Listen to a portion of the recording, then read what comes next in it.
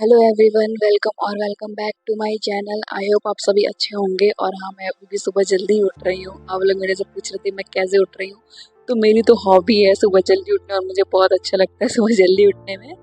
मैं मजाक कर रही हूँ, ऐसा कुछ नहीं है। मुझे बहुत प्रॉब्लम होती है उठने में, मुझे बहुत ठंड भी लगती है, पर मुझे उठना पड़ता है क्योंकि अगर किसी दिन मुझे इतना रिग्रेट फील होता है, मुझे लगता है इससे बढ़िया मैं सुबह जल्दी ही उठ जाऊँ। मैं सुबह जल्दी कैसे भी उठ ही जाती हूँ, और नहीं उठती तो मैंने मम्मी को बोल रखा है कि वो मुझे कॉल करके उठा दिया करे, तो वो मुझे उठा देती हैं।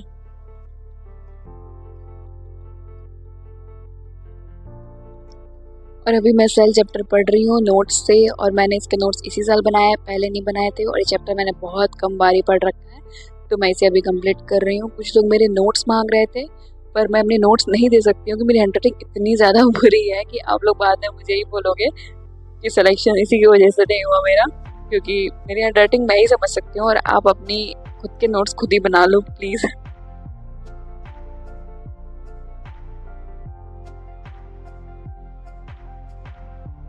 अभी 7:30 बज चुके हैं और मैं जा रही हूँ एनसीईआरटी पढ़ने।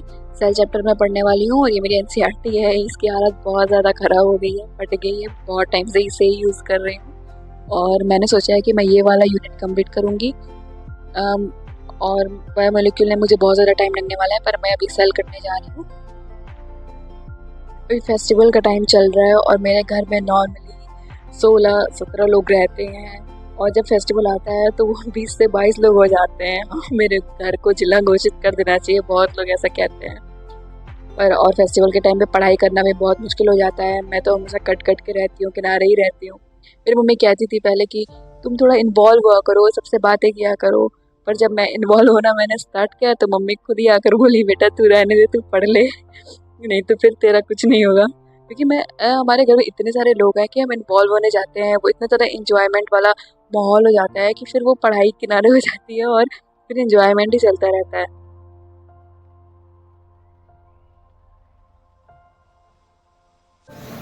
मुझे इसे कंप्लीट करते हुए 8:30 बज गए हैं सेल को, और अब मैं जा रही हूँ सेल साइकिल पढ़ूँगी मैं थोड़ा ब्रेक लेने के बाद। और मैं पहले इसे करूँगी नोट से, और फिर मैं करूँगी एनसीईआरटी से, और फिर मैं दोनों के क्वेश्चन साथ में ही करूँगी। ये 9:15 हो गए, और अब मैं जा रही हूँ सेल साइकिल पढ़ने। मुझे थोड़ा ज़्यादा टाइम लग गया क्योंकि नीचे काम भी था, आज छठ पूजा है तो इस वजह से काम पड़ जा रहा है। और ये मैं जा रही हूँ सेल साइकिल पढ़ने। पहले मैं नोट से पढ़ूँगी और फिर मैं एनसीईआरटी करूँगी। मैंने कुछ ज़्यादा ही हाईलाइट कर लिया है बुक्स में भी और कॉपीज़ में भी, क्योंकि मुझे स्टार्टिंग में इतना आइडिया नहीं था, और मुझे सारी ही लाइन्स इंपॉर्टेंट लगती थी कि बायो की लाइन्स इंपॉर्टेंट तो होती हैं, हर लाइन इंपॉर्टेंट होती है, तो मैंने हाईलाइट कर लिया है सारा ही। पर अब मैं वैसे नहीं करती हूँ। अभी बहुत सारे लोग लापरवाही कर रहे होंगे और पढ़ाई को सीरियसली नहीं ले रहे होंगे, क्योंकि मैंने ऐसा देखा है। मैं प्रिपरेशन करने गई थी, वहाँ पे भी देखा, और मैंने खुद भी किया है। तो ऐसा होता है कि इस टाइम तक लापरवाही होने लगती है, पर जैसे ही जैन या फेब आता है तब सबका दिमाग खुल जाता है और सब पढ़ने लगते हैं और सर्च करने लगते हैं 3 मंथ्स प्लान और 2 मंथ्स प्लान। पर उससे कुछ नहीं होगा, अभी टाइम है और आप खुद को अभी से इम्प्रूव कर सकते हो, और होश में आ जाओ और पढ़ना स्टार्ट कर दो। और मुझे ये पहले से पता था, इसलिए मैंने खुद को कैसे भी करके कंटिन्यूटी बना के रखा था अपना। 10:15 होने जा रहा है, और मैंने सेल साइकिल नोट से कर लिया है, और मैं जा रही हूँ सेल साइकिल एनसीईआरटी से करूँगी। पर उसके पहले मैं जा रही हूँ ब्रेकफास्ट करने। ब्रेकफास्ट या लंच दोनों मेरा यही होता है, क्योंकि मैं एक दिन में 2 बार खाती हूँ, एक सुबह में खाती हूँ और एक डिनर करती हूँ। तो मैं अभी जाऊँगी वही खाने, और आके फिर मैं कंटिन्यू करूँगी।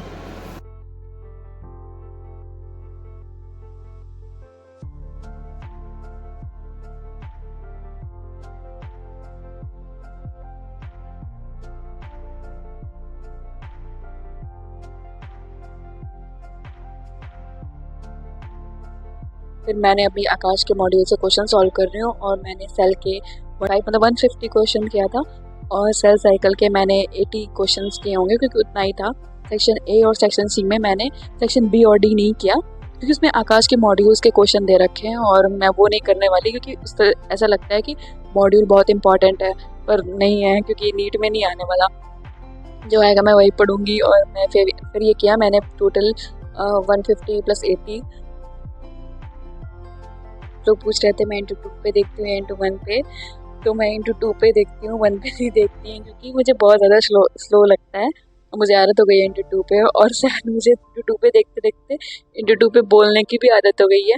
एक बार तो मेरी फ्रेंड ने बोला था कि अंशिका तू डिप्रेशन में है। मैंने बोला कि ऐसा क्या हो गया।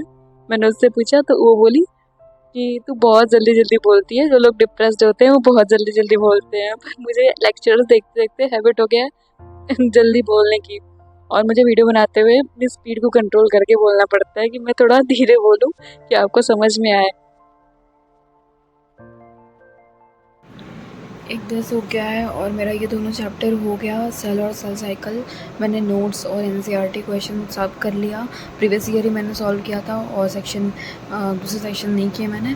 और ये मैं अभी बायोमोलिक्यूल करूँगी, पर थोड़ा ब्रेक लेके करूँगी, नहीं तो सारा मिक्स तब हो जाएगा और मेरा दिमाग भी काम नहीं कर रहा है अभी। मैं जा रही हूँ थोड़ा ब्रेक लेने और थोड़ा मैं फ़ोन यूज़ करूँगी, और या तो मैं जाऊँगी नीचे कुछ काम कराऊँगी क्योंकि आज बहुत सारा काम है। और मुझे नहीं लग रहा ये सारा हो पाएगा, देखती हूँ कितना होता है, जितना भी होगा उतना करूँगी। अब मैं बायोमोलिक्यूल पढ़ रही थी और ये मेरा सबसे टफ पार्ट है क्योंकि मुझे लगता है मैंने शायद फर्स्ट सेकेंड थर्ड टाइम इसे अच्छे से करा है, और अभी मेरे लिए बहुत कम है क्योंकि मैं हमेशा भूल जाती हूँ। जैसे इतना सारी चीज़ें इसमें लर्न करने को है ना, तो मैं हमेशा भूल जाती हूँ। तो मैं इसे पूरा लिख लिख के रट रही थी और मुझे लगा कि हाँ ठीक ठाक सा हो गया है, 2-4 बार और रिवाइज करूँगी तो फिर ये अच्छे से तैयार हो जाएगा मेरा। मैं बार बार डायरेक्शन चेंज कर रही हूँ, कभी कैमरा आगे पीछे कहीं रख रही हूँ क्योंकि मुझे बार बार जाना पड़ रहा था क्योंकि छठ पूजा था और बार बार लोग मुझे बुला ले रहे थे। इससे पहले कि मुझे डांट पड़े तो मैं वहाँ पहुँच जा रही थी काम कराने, और फिर मैं जहाँ टाइम मिल रहा था मैं आ जा रही थी पढ़ने क्योंकि मुझे कंप्लीट भी तो करना था। क्रिकेट में देख रही थी और विकेट्स गिरे, 3 विकेट्स तक तो सही था, उसके बाद ही खराब हुआ मैच। फिर मैं चली आई थी पढ़ने क्योंकि मेरे से देखा नहीं जा रहा था। नहीं फिर मैंने छठ भी इंजॉय किया था।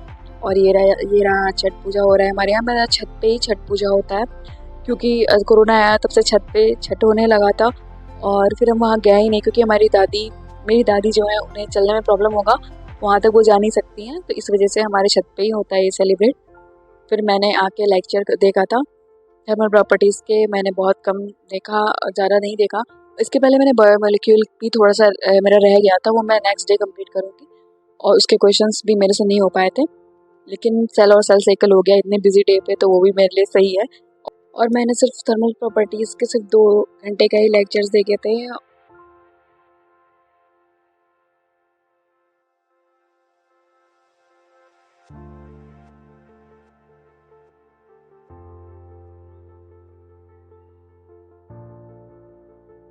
वर्ल्ड कप में हम हार गए, मुझे भी बहुत दुख हुआ, मुझे भी बहुत ख़राब लग रहा है, पर कुछ लोग बहुत ही ज़्यादा दुखी हो गए हैं।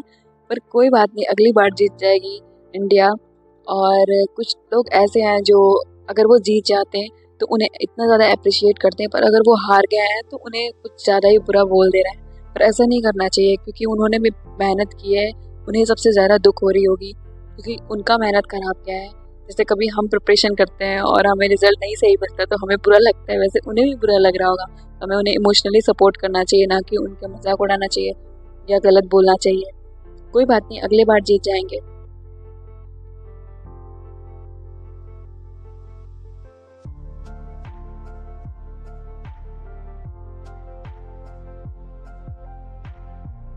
थैंक यू सो मच मुझे इतना सपोर्ट करने के लिए और मुझे इतना प्यार देने के लिए, और आप मुझे हमेशा ऐसे ही प्यार देते रहना।